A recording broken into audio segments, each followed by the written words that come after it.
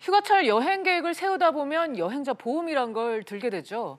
여행 중에 발생할 수 있는 크고 작은 사고를 예방하기 위함입니다. 그런데 가입 절차가 불편하고 내용을 이해하기가 어려워서 소비자들의 불만이 컸는데요. 앞으로는 서류 간소화 등으로 편리해질 전망입니다.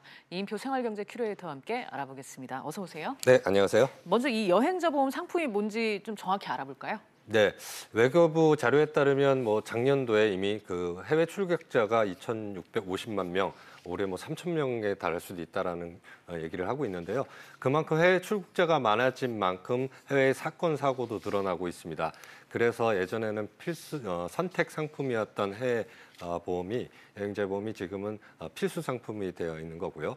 해외 여행자 보험 간단하게 설명드리면 해외 여행 시에 상해나 질병 그리고 도난이나 분실, 파손 등에 관해서 보장된 내역에 따라서 보상을 받을 수 있는 보험 상품 이렇게 이해하시면 될 것 같습니다. 네, 이처럼 이제 여행 중에 꼭 필요한 상품인데도 사실 가입 절차가 복잡하고 또 관련 서류도 많아서 이 내용을 이해하기가 쉽지는 않았잖아요. 네, 어떻습니까? 지난해 신규 가입자만 308만 명, 이제 생활 밀착형 금융 상품으로 자리를 잡았는데요. 네. 가입 서류가 불과 한 20장에 가깝다 보니까 다소 좀 복잡하다. 가입 서류가 많다라는 건 절차가 많다라는 것도 의미하지만 상품의 안내에 대한 설명도 많다라는 얘기인데 이게 지나치게 많은 상품 설명 안내가 오히려 소비자들의 보험의 이해도를 떨어뜨리고 꼭 필요한 정보를 확인하는데 오히려 불편하다 이런 지적이 많았었습니다. 이게 20장이라는 게 다른 보험 상품에 비해서 많은 건가요? 이게? 예, 우리가 일반적으로 이제 보험을 가입을 할 때는 권유를 받을 때는 상품 설명서를 받고 그다음에 청약 계약 단계에서 청약 계약서 약관 등을 받게 되는데 해외 여행자 보험의 경우에는 대부분 두 가지 경우인 것 같습니다. 환전을 한다든지 항공사, 그다음에 여행사에서 무료로 지급해주는 그렇죠. 경우가 있고요. 네. 나머지 같은 경우는 자발적으로 비대면으로 온라인이나 모바일을 활용하는 경우가 많은데 그럴 경우에는 권유와 청약 단계가 동시에 이루어지기 때문에 이런 비대면 자발적 여행자 보험이 대다수라는 걸 감안해서 금융당국이 이런 것들을 가입 설명서와 청약서 이런 것들 통합을 해서 통합 청약서를 만드는 것이 이용자 편의를 제고하는 게 맞겠다 이렇게 판단을 내려진 거고요. 그래서 이용자 편의를 제고하는 간소화의 방향은 크게 두 가지인데 중복되는 내용은 빼겠다, 일원화하겠다. 또 하나는 불필요한 꼭 직접적인 안내가 아닌 것들은 제외시키겠다. 예를 들어서 상품 설명서와 보험 청약서의 중복으로 안내가 되고 있는 소멸시효 안내라든지 그다음에 예금자 보험제도 안내라든지 이런 것들은 일원화를 하고요. 그다음에 상속인 금융거래 조회 같은 여행자 보험과 직접적인 관계가 없는 것들은 제외시키기로 했습니다. 네, 그래서 이제 이 소비자가 꼭 알아야 하는 보험료 납입 중지 아니면 이제 보험료 환급 등에 관한 사항은 또 신규로 추가가 된다고요? 네, 추가되는 내용 중에 일반 해외 여행자 보험에 가입하신 분들 잘 모르시는 내용, 그러나 꼭 알아야 될 내용 두 가지가 포함이 되는데 하나는 해외 실손 의료보험을 가입을 하면 국내에 있는 실손 의료보험이 납입 중지가 되는 제도 안내가 있고요. 또 하나는 3개월 이상 해외에 장기 체류를 하셨을 경우에는 보험료를 환급받는 제도 이 두 가지인데요.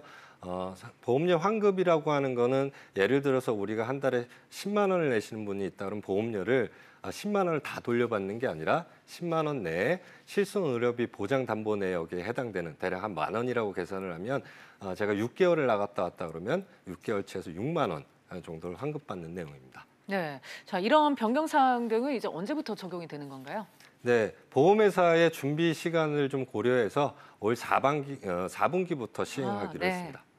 그러면 이제 겨울 여행 가실 때 전에 좀 신경을 써서 보시면 되겠네요. 네, 그렇습니다. 네, 그런데 이 여행자 보험, 이 가입만 해놓고 또 제대로 이용을 못하면 안 될 것 같은데 마지막으로 이제 여행자 보험을 가입할 때 보험금 청구 시 알아둬야 할 게 있으면은 좀 말씀 좀 부탁드릴게요. 네, 보험 가입 그러니까 청약 시에 사실 그대로 기재를 하지 않으실 경우에 나중에 보상을 받으실 수 없는 경우가 발생하니까요. 사실 그대로 기재를 하시는 게 좋고요.